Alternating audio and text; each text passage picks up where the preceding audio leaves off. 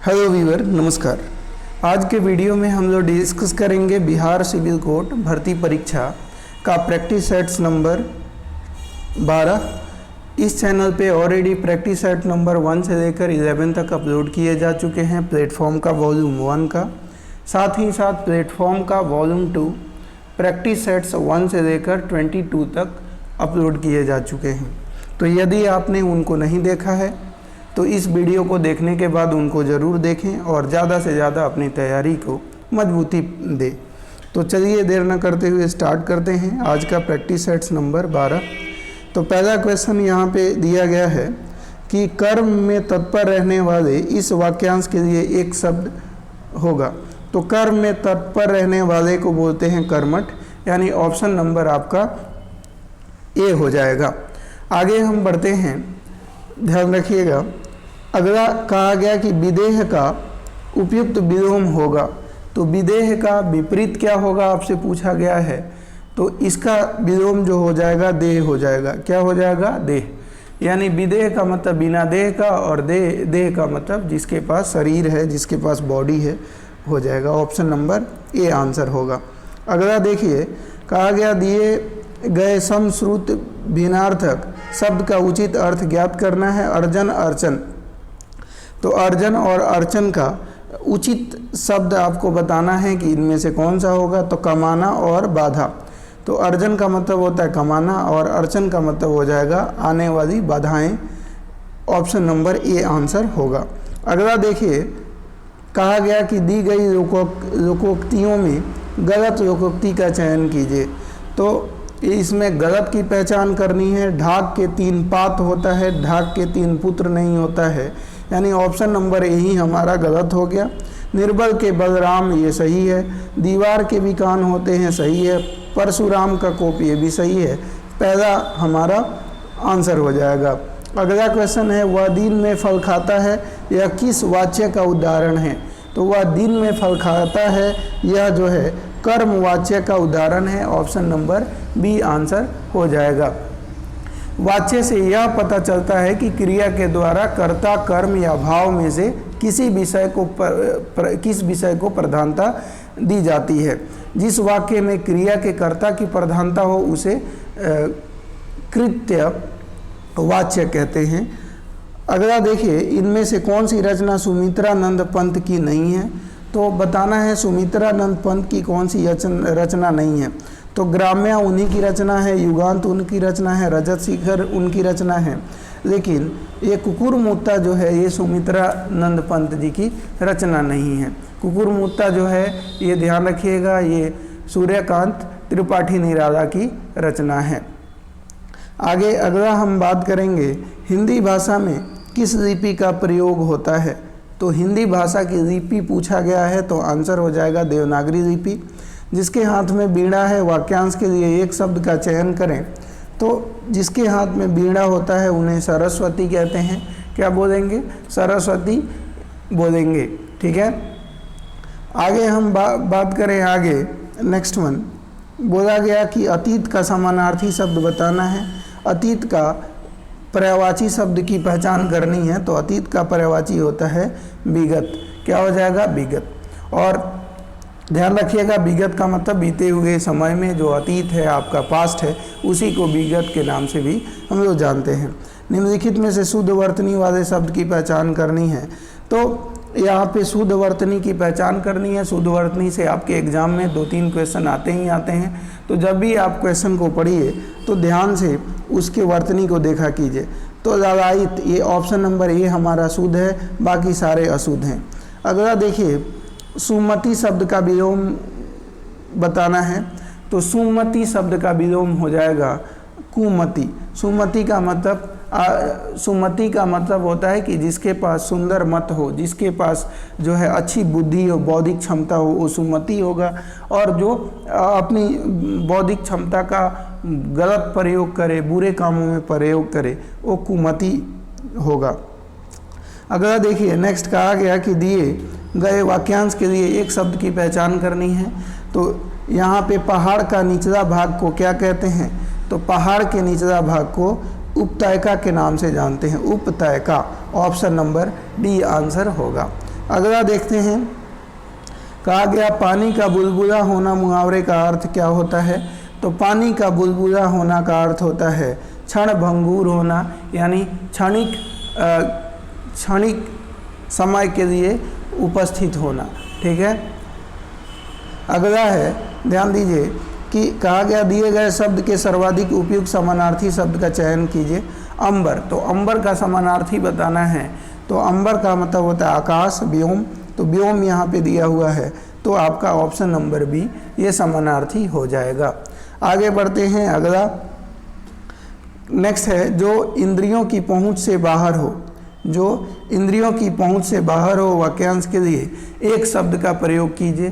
तो इसके लिए एक शब्द हो जाएगा इंद्रियातीत। क्या हो जाएगा?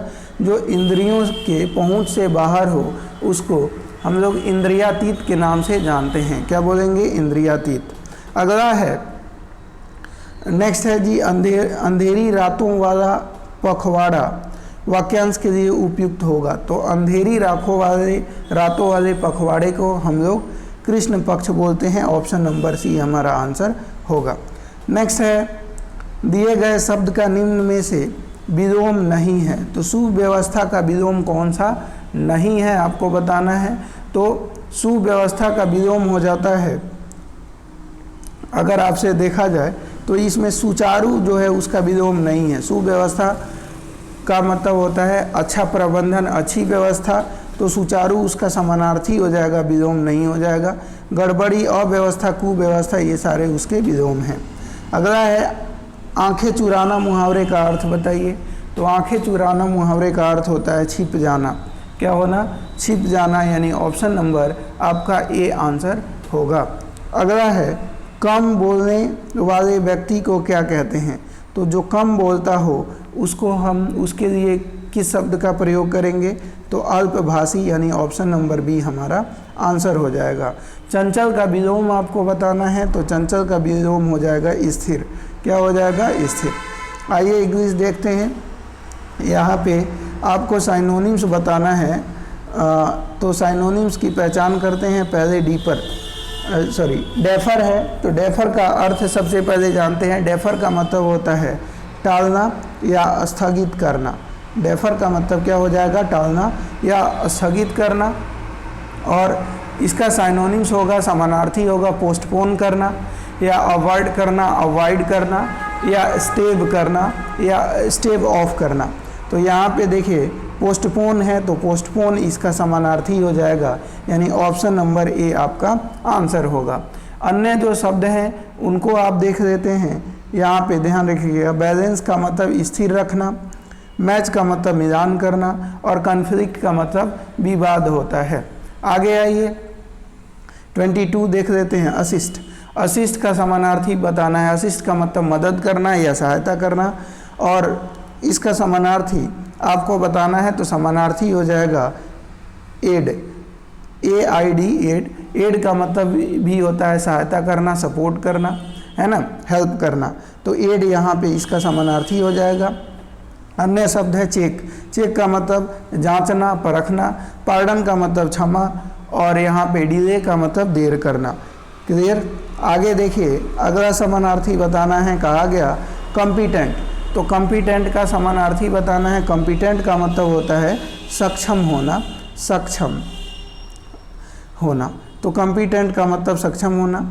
और इसका अगर आपसे समानार्थी पूछा गया तो इसका समानार्थी हो जाएगा कैपेबल।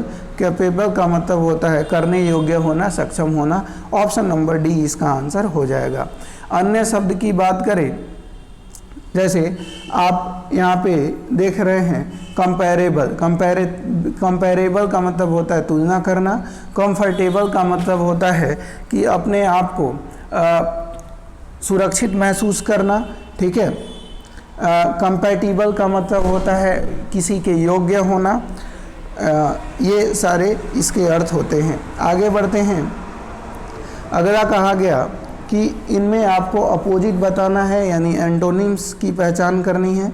तो चलिए एंटोनिम्स बता देते हैं। स्टार्व। स्टार्व का मतलब होता है भूखों मरना, है ना, भूखों मरना, भूख से मरना, है ना। और इसका एंटोनिम्स आपको बताना है, यानी विपरीत अर्थक बताना है। तो तो विपरीतार्थक क्या हो जाएगा इसका? तो इसका विपरीतार्थक हो जाएगा स्टफ। स्टफ का मतलब हो जाएगा ठूस ठूस कर खिलाना। एक तो भूखे मर रहा है और दूसरा मतलब आवश्यकता से अधिक ठूस ठूस कर खा रहा है, तो ये इसका एंटोनिम्स हो जाएगा। अन्य जो शब्द है उनको देख लेते हैं। अन्य शब्द है रेफरेन। रेफरेन, फास्ट और डाइट का ये रेफरेन, फास्ट और डाइट जो होते हैं ये सारे जो है इनका अर्थ होता है परहेज करना या बचना। ठीक है, तो ये रेफरेन, फास्ट, डाइट परहेज करना बचना हो जाएगा। यहाँ पे प्रॉस्पर है। प्रॉस्पर का मतलब होता है फलना फूलना, समृद्धि करना, समृद्ध होना, ये प्रॉस्पर का अर्थ होता है। इसका एंटोनिम्स की बात करें तो एंटोनिम्स हो जाएगा जी डेक्लाइन, यानी प्रॉस्पर में तो फलना फूलना, वृद्धि करना, समृद्ध बनते जाना। डेक्लाइन का मतलब होता है पतन की ओर अग्रसर होना यानी घटते जाना। तो ऑप्शन नंबर सी इसका एंटोनिम्स हो जाएगा। अब अन्य जो शब्द हैं उनको देख लेते हैं। जैसे आप थ्राइव की बात करें, थ्राइव, ब्लूम, फ्लरिश, ये सारे प्रॉस्पर के साइनोनिम्स हैं। यानी यहाँ पे थ्राइव है, ब्लूम है, फ्लरिश है, तो ये सारे का अर्थ होता है फलना फूलना, वृद्धि करना, समृद्धि करना, ये सारे प्रॉस्पर के साइनोनिम्स हो जाएंगे। अगला देखिए प्रोटेक्ट। प्रोटेक्ट का मतलब क्या होता है? हिफाजत करना, रक्षा करना, सुरक्षा करना, प्रोटेक्ट। तो अब इसका आपको एंटोनिम्स बताना है, तो इसका एंटोनिम्स जो हो जाएगा, एक तरफ तो आप सुरक्षा कर रहे हो, हिफाजत कर रहे हो, दूसरी तरफ हार्म यानी नुकसान पहुंचाना, ये इसका एंटोनिम्स हो जाएगा। अब कीप का मतलब रखना, कवर का मतलब होता है ढकना, और सिक्योर का मतलब होता है सुरक्षित रखना। क्लियर हो गई? तो ये बातें भी ध्यान रखनी है। आगे हम बढ़ते हैं। इडियम्स, फ्रेजेज, ये बोर्ड में जो दिया गया है उसका अर्थ आपको बताना है। Sachin Tendulkar's batting skills make him a cut above the rest. तो a cut above the rest का मतलब यहाँ पे क्या होता है? इसका अर्थ होता है सुपीरियर, यानी सचिन तेंदुलकर की जो बैटिंग स्किल है वो अन्य से, उनका स्किल ही उनको सुपीरियर बनाता है। तो सुपीरियर टू हो जाएगा, ऑप्शन नंबर बी आंसर हो जाएगा। क्लियर हो गया? अगला है a place where games are played for money. A place where games are played for money, एक ऐसा स्थान जहाँ पे पैसे के लिए गेम खेला जाता है, उसको हम लोग बोलते हैं कैसीनो। क्या बोलेंगे? Casino. Be more successful than someone, तो be more successful than someone को क्या बोलेंगे? On to do, sorry outdo. क्या हो जाएगा यहाँ पे? आउट डू हो जाएगी। Be more successful than someone यानी अन्य व्यक्तियों से बढ़कर होना या अन्य व्यक्तियों को मात देना, तो वो हो जाएगा आउट डू। ठीक है। अगला है वन वर्ड सब्स्टिट्यूशन, अनेक शब्दों का एक शब्द आपको बताना है। कहा गया all the arts, beliefs and social institution etcetera characteristics of a race. All the arts, belief and social institution etcetera characteristics of a race. तो यहाँ पे इसका मतलब यहाँ पे जो हो जाएगा ये हो जाएगा civilization, option number B. All the arts, beliefs and social institution characteristics of race, वो सभी कला, संस्कृति, आस्था किसी संस्थान के प्रति, उसको सिविलाइजेशन के नाम से जानेंगे। ऑप्शन नंबर बी आपका आंसर होगा। अगला है अ गिवन स्पेस, टाइम और position. A given space, time और पोजीशन को हम लोग बोलते हैं स्लॉट। क्या बोलेंगे? स्लॉट। एक अवधि में, एक समय के अनुसार किसी व्यक्ति को दिया गया स्पेस, समय, स्थान, उसको स्लॉट के नाम से जानेंगे। अगला है कहा गया है कि breathe hard and with difficulty. तो breathe hard and with difficulty का मतलब होता है ज़ोर ज़ोर से हाँफना। तो ज़ोर ज़ोर से हाँफना को बोलते हैं पैंट। क्या बोलते हैं? पैंट, यानी ऑप्शन नंबर डी आंसर हो जाएगा। अगला है इनमें बोला गया है कि मिस स्पैट की पहचान करनी है। तो चलिए मिस स्पैट को देखते हैं। यहाँ पे कौन सा मिस स्पैट है हम देखेंगे। तो देखते हैं यहाँ पे गैंगस्टर सही है, प्रैंकस्टर ये भी सही है और ट्रिकस्टर ये सही है, यानी पहला वाला हमारा गलत हो जाएगा फ्रॉडस्टर। तो FRAUDSTER होता है, FRAU यहाँ पे होना चाहिए DSTER। तो फ्रॉडस्टर यानी धोखेबाज की स्पेलिंग गलत है, बाकी अन्य की स्पेलिंग सही है। आगे हम देख लेते हैं फ्लेम, ये सही है, फ्लॉक ये भी सही है। और हम बात करें फ्लोर की, तो देखिए फ्लोर की जो स्पेलिंग होती है ये गलत है, फ्लोर की स्पेलिंग FLOOR होती है, यानी ऑप्शन नंबर सी गलत है, फ्लड आपका सही है। अगला देखिए 35 में आपको बताना है कि मिस स्पेल्ड कौन सा है, तो चलिए देख लेते हैं। अप्लायंसेस सही है, सर्किट सही है, फेनोमिनन सही है, एसोसिएटेड गलत हो गया, ASSOCIATED होता है, ये S नहीं होना चाहिए, यहाँ पे C होना चाहिए, तो इसलिए ये गलत हो गया। आगे आइए, इसमें कहा गया है आपको बताना है कि फिल इन द ब्लैंक्स कौन सा सबसे बढ़िया रहेगा। कहा गया student parking should be dash, student should not be charge to buy parking stickers. तो पार्किंग स्टिकर्स यहाँ पे हो जाएगा students parking should be free, parking should be free, student should not be charge to buy parking stickers. तो यहाँ पे free हो जाएगा, ऑप्शन नंबर बी आंसर हो जाएगा। अगला है, कहा गया कि there is dash amount of fatty acids and carbohydrates in some of the imported chocolates। तो there is negligible amount of fatty acids and carbohydrates in some of the imported chocolates। Option number C यहाँ पे answer इसका होगा। अगला देखिए, कहा गया the Egyptian developed ways to prevent the dead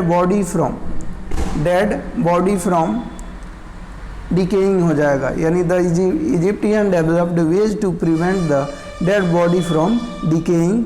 option number D answer हो जाएगा। The man felt exhausted after climbing a dash of stairs,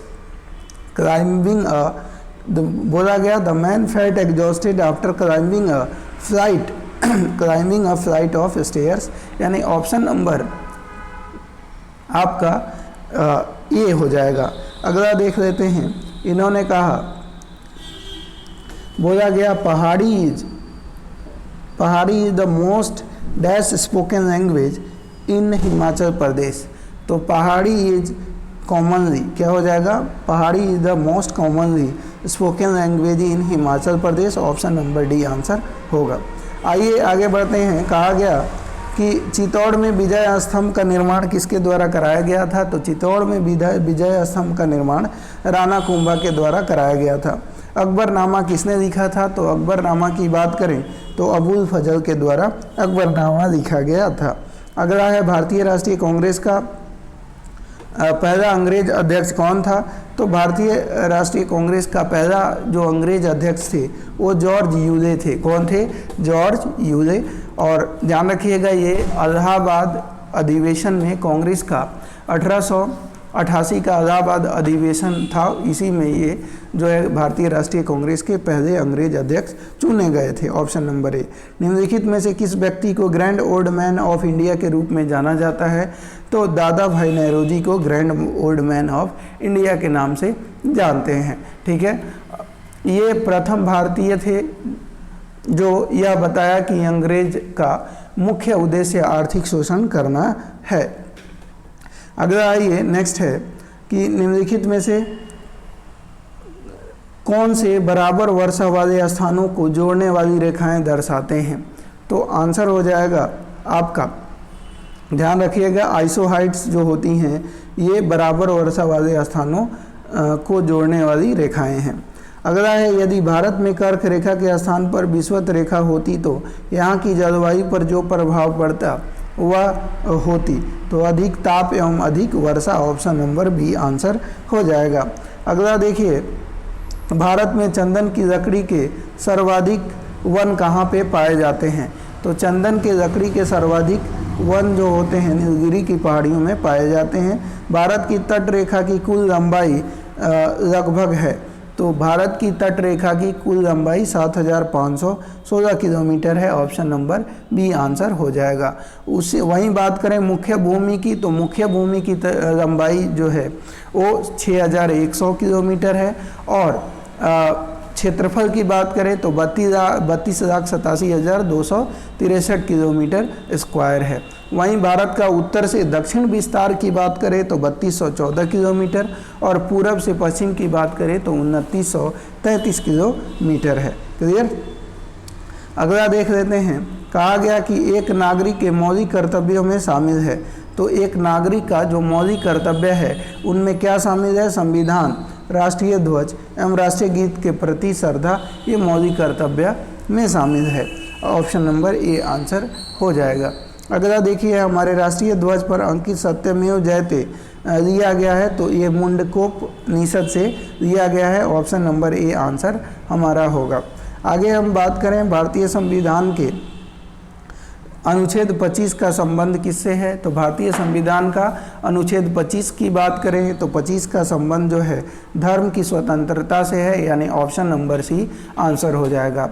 भारतीय संविधान का चौथा मौलिक अधिकार धर्म की स्वतंत्रता से संबंध है।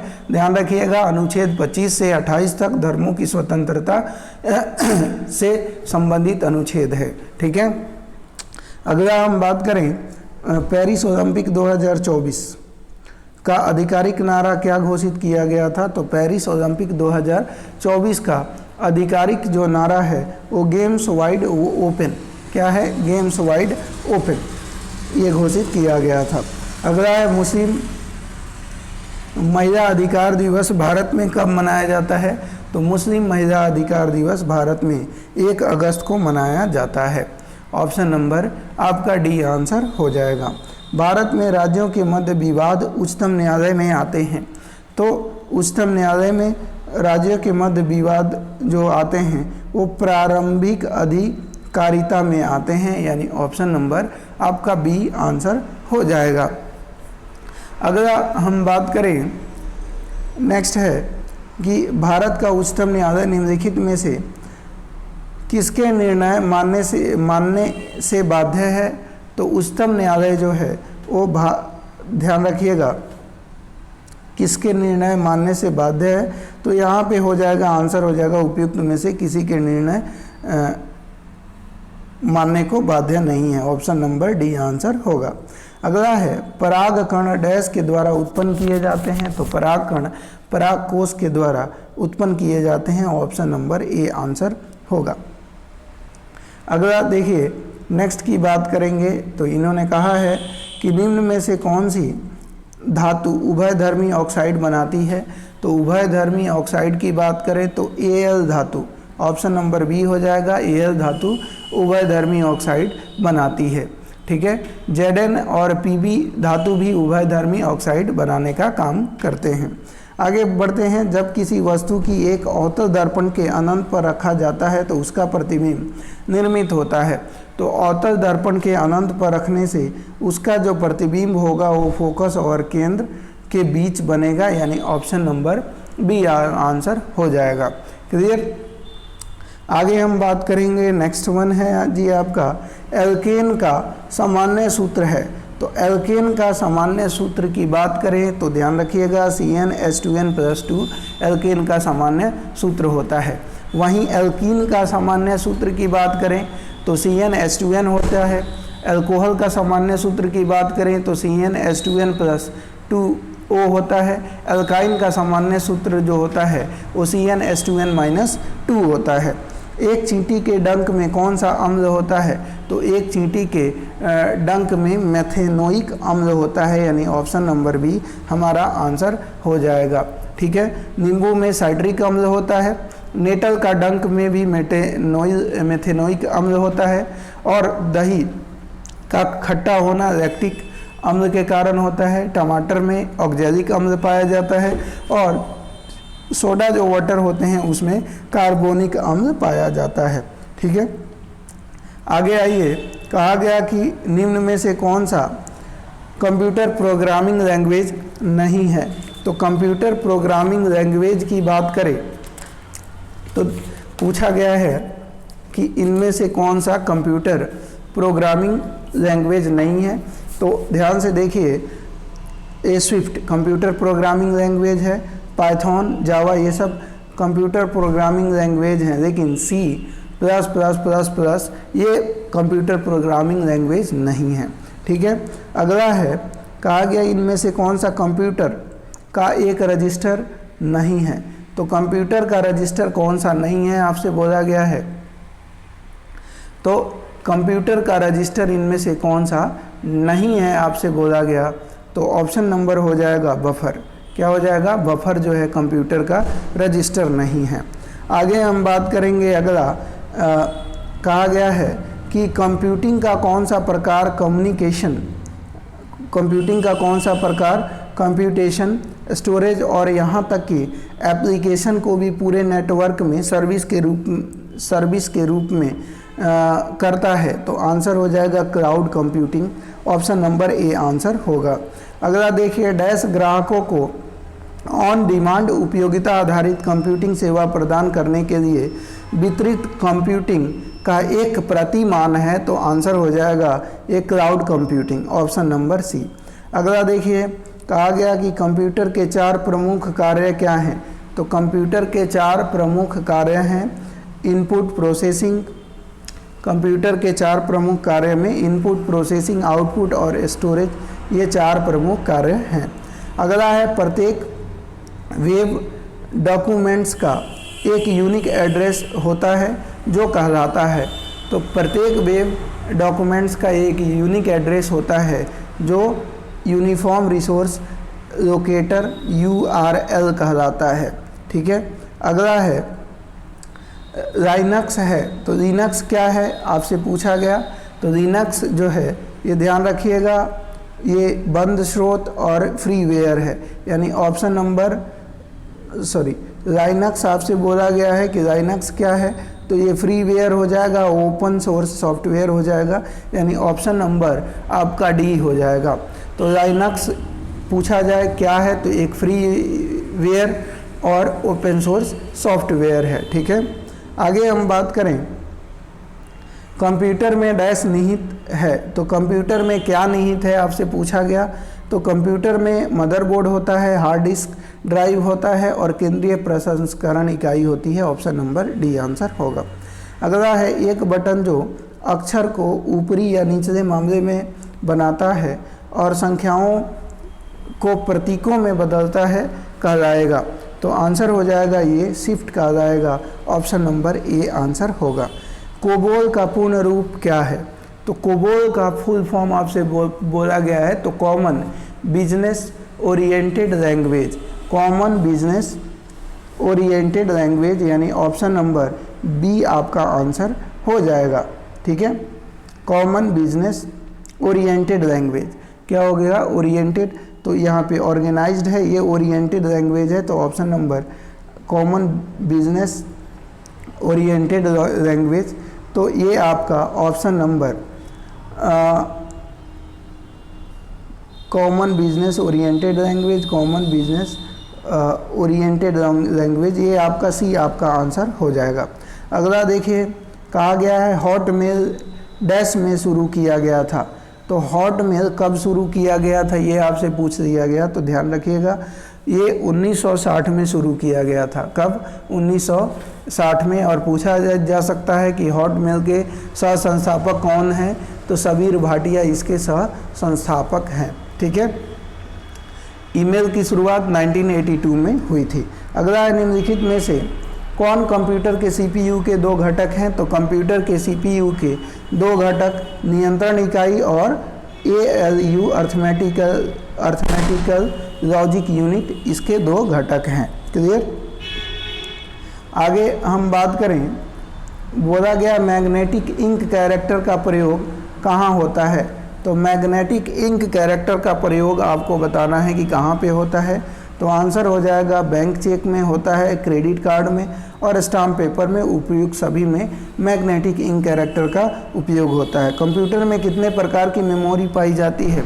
तो कंप्यूटर में ध्यान रखिएगा, अगर आपसे बोला जाए कि कितने प्रकार की मेमोरी पाई जाती है तो आंसर हो जाएगा 2 प्रकार की कंप्यूटर में मेमोरी पाई जाती है।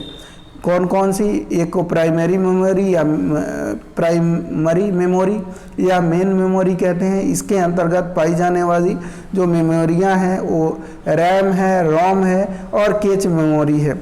सेकेंडरी जो मेमोरी होती है इसके अंतर्गत जो पाई जाने वाली मेमोरी है वो magnetic tape, hard disk, floppy disk और कॉम्पैक्ट डिस्क, उसके अलावा विंचेस्टर डिस्क पाई जाती हैं। क्लियर? तो हमने 100 क्वेश्चन कंप्लीट कर लिया है। उम्मीद है दोस्तों वीडियो पसंद आई होगी। वीडियो पसंद आई हो तो लाइक कर दीजिएगा। चैनल पे नए हैं तो चैनल को सब्सक्राइब करें। मिलते हैं एक नए वीडियो में, तब तक के लिए धन्यवाद। Take care. जय हिंद दोस्तों।